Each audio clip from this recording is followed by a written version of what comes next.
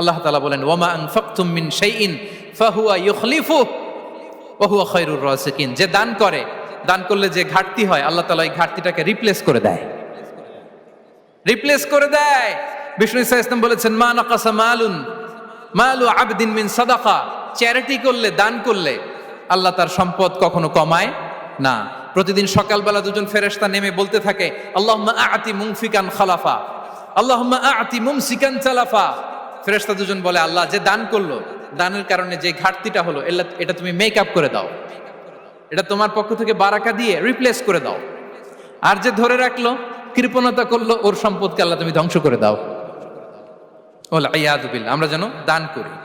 এরপরে বিষ্ণু ইসা ইসলাম বলেছেন বেশি বেশি হজ উমরা করলে, বেশি বেশি যদি কারো সাধ্য থাকে, ফিনান্সিয়াল ক্যাপাসিটি থাকে, বেশি বেশি হজ উমরা করলে তার রিজিকে বারাকা নেমে আসে। সব শেষে হচ্ছে দোয়া করা।